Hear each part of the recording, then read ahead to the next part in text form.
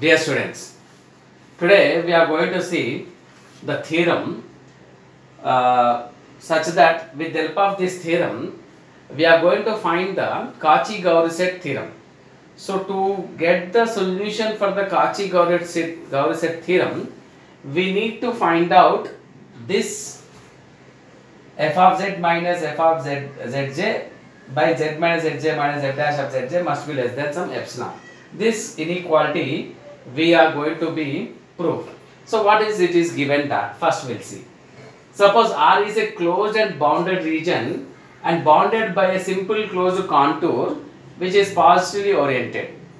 Okay. So in that f of z is nothing but analytic in that R, and there will be epsilon greater than 0. Epsilon is nothing but a positive. It is always greater than 0. Then R can be divided can be covered a finite number of squares or partial squares which is indexed as Cj, where j is nothing but equal to 1, 2 and so on n, where these Cj's are formed by drawing the lines parallel to the axis such that in each square or partial square there will be a point zj with the property. This is the property which we have, that is f of z minus f of zj by z minus zj minus f dash of zj less than some epsilon, for z not equal to zj in that Cj. Now this is the property we have to find out to know the Cauchy-Gaury-Set theorem. Let us suppose this is nothing but, let us take it as number 1.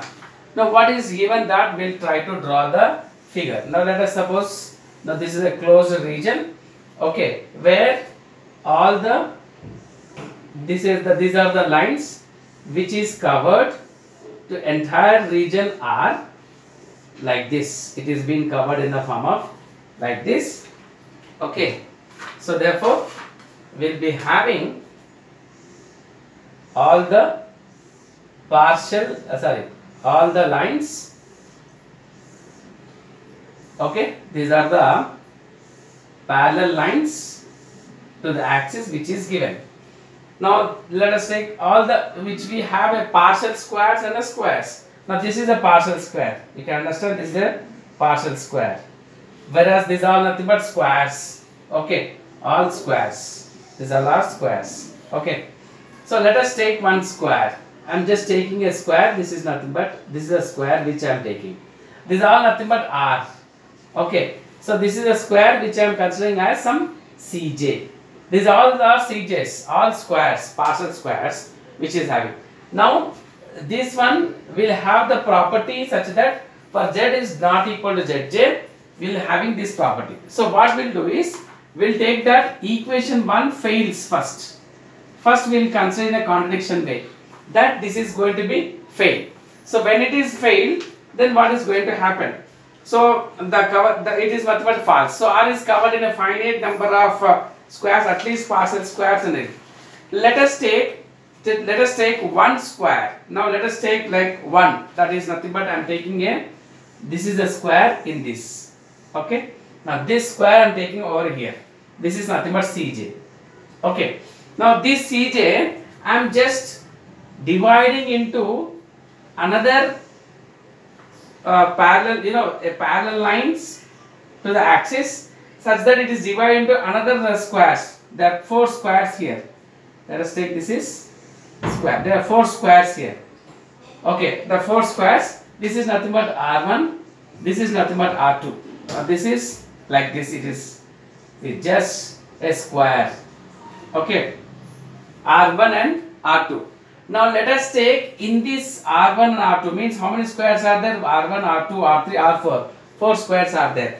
Now we will consider only the one square we are going to consider. Let us take R2. So I am taking R2, which is again, this is R2. Let us suppose this is R2 square. Again I will further divide into another squares. I am just dividing the R2 as another square. Now this further R2 can be divided into another 4 squares. Okay. Another, if I take one more square, I may divide into another square. Like this, you can have all the squares which will be going to be divided to take with the help of this. So what the property says, what we have taken first, we have taken a square from this. This is a mesh In this we have taken a one square such that we have written as R1, R2, R3 and R4. This is R3 and this is R4. Okay. Now this property is going to fail in one of the square. That square is like this, and we have further divided that square into 4 parts. Again, I have chosen one square, that is I have taken as R2, which is again divided into another 4 squares. In that again 4 squares, I have taken one more square, which is again further divided into 4 squares. Again, I have taken one more square, which I can divide into further squares. If I take one more square, I may divide further into one more square. Like that, it goes on to such a point. We will get a single point where you can get the one small point in that. So that point will be common to all the squares which you are dividing the further in continuation of that. So what you are going to have, you will get 3 properties you are going to have from this. The property is nothing but the first property. The first property you will get. One is R which is contained in R1, which is contained in R2, and so on to the R some K. This is what we have taken. R, which is again contained R1, R2 and Rk. Well, this is the first property. Next, second property. So area of Rk plus 1 is nothing but equal to 1/4 area of 1/4 area of Rk. 1/4 area of Rk. Now what we have divided? Let us take, suppose for example, this is what we have divided. This is R1, R2, R3 and R4. Okay. So Rk plus 1 is 1/4 of area of Rk. 1/4 part. This is 1/4 part. This is also 1/4 part. Like that. Okay. Next, the third point. Third point you are going to have here is we'll write area length also will write. Length of a side, side Rk plus 1 is equal to 1 by half length of the side Rk, side of Rk. Rk is the square which you have taken. So this is another point we have. Now third point we'll get. What is the third point? The third point is each Rk is non-empty compact set. Each Rk is non-empty compact set. It's a compact set. Each Rk is non-empty compact set. Now whatever the Rk you are going to take, which is nothing but a non-empty compact set. Now this is the another important point you have got. Then fourth point. The fourth point is like this. Now what you will get the fourth point is because it is having the each Rk is non-empty set. The fourth one is the conclusion. The conclusion of the theorem. The conclusion of the theorem fails on each of these Rks. Now what we have chosen? We have chosen that the property, that is f of z minus f of zj by z minus zj minus f of zj is less than some epsilon for all z does not belongs to zj in any of the Cj is failed. Now this is the property which is been failed. We have taken a contradiction way. So that is going to fail in each of these Rks. Now you have divided, now further you have divided this one into further squares. So that is going to be failed in that. That is the fourth one conclusion we have got. Then what we are going to do? We'll take the first one and we'll take the third one. The first one is nothing but R, which is contained in R1 is contained in R, R2 is also contained in R1, Rk is contained in R. So total R is nothing but having all the other squares. So what we are going to choose is, we are going to choose first and the third property. From first and third, what is that first and third? What we are going to get? Now this is the first property, this is the third property. So since Rk is an empty, means non-empty compact set, we will have one point in that. So what we are going to take is That implies that because it is non-empty, so I may take intersection of k equal to 0 to infinity rk, which is not equal to 5,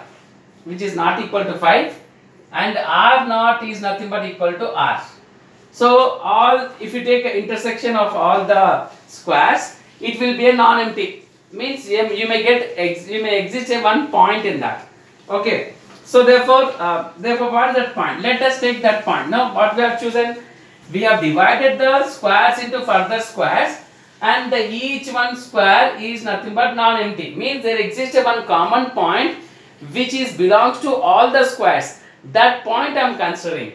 Now let us take that point in the form of like this. Let z naught belongs to the common point, intersection of all those rk's which you have divided.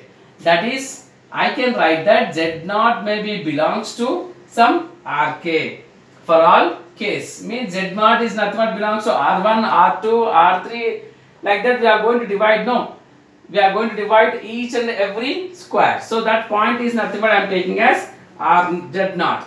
So what is that now? What is given in the theorem? F of z is nothing but analytic. So this is nothing but analytic at that point z naught. This is by hypothesis. By hypothesis it is given that it is analytic. So f of z is analytic at that point. When f of z is analytic, whenever analytic it is nothing but analytic, then we can say that it is also differentiable. Means f dash of z naught, f dash of z is also exist.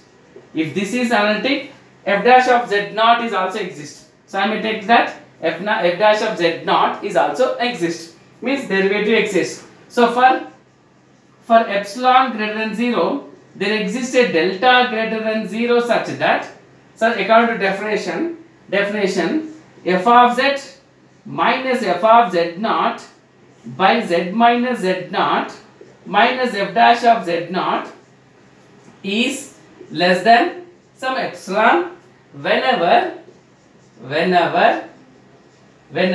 z is not equal to z naught, mod z minus z naught is less than delta. So since there exists a point z naught in the intersection of all those squares and f of z is analytic at that point, then I can say that f dash of z naught exists. So therefore for epsilon greater than 0, there exists a delta greater than 0 such that you may have f of z minus f of z naught by z minus z naught and f dash of z naught less than some epsilon. So whenever z is not belongs to z naught, and this is nothing but z minus z naught is less than some delta. So there exists a point in that such that it is nothing but satisfying this point. So what we can conclude, but what we have chosen is, now we are going to choose that k is large. We are going to choose k large enough. We are going to choose a k which is large enough, say k such that rk dash say k dash rk dash which is subset of neighborhood of z naught. So neighborhood of neighborhood of z naught, which is nothing but the delta. So rk dash we have chosen in such a way that it is nothing but neighborhood of z naught. So because rk is chosen such that we have taken that a neighborhood of z naught. So therefore such rk dash can be chosen by taking that rk whose diagonal is less than some delta. We have taken rk dash such that whose diagonal is some less than delta. So therefore that is, I can say that z naught belongs to rk dash. Z naught belongs to rk dash such that f of z minus f of z naught by z minus z naught minus f of z naught is less than some epsilon for all z does not belongs to z naught and z belongs to rk dash. Now we have chosen such a way that this z naught is also belongs to the rk dash, means z belongs to the rk dash. Now what we have concluded, now this is you can take this as number 5. What we have chosen is 4 equation we have chosen number 5. But you can understand that this 5th equation is contradicting to the 4th one. What is the 4th one? The conclusion of the theorem fails on the each of these RKs, means the conclusion is nothing but this is the conclusion which is given in the theorem. This is going to fail. But what we got that the property is going to exist whenever you take a point z naught in the all the squares. Okay, z naught is a common point to all the squares, such that we have got that property. So that property has been nothing but already we have chosen it is failed. What we have assumed that it is failed is nothing but false. So what we can say that 5th contradicts 4th one. So 5th contradicts 4th one. So therefore we can say that this property is going to exist whenever you take a function f of z which is analytic in the R is nothing but which is being a region which is being covered with all the squares, such that there exists a property. The property is f of z minus f of z naught by z minus z naught minus f dash of z naught is less than delta, less than some epsilon, less than epsilon. So there exists a point z naught in each of the square. So there you are going to see this property. Now we are going to find out integral over f of z dz is over that point in the Cauchy's Gaury-Sat theorem. Okay, so this is from this theorem we can understand that whenever you see a point in a square or a rectangle or any other point, it is going to have the property this is the property it's going to be hold. So by this we have understood for every point in a square in a region, if it is being covered with all the squares in a region, the property is going to be existent like this. Now this is a theorem which we are going to use further to solve the Cauchy's Gaury-Sat theorem. Okay, we'll see that theorem proof in the next video. Thank you.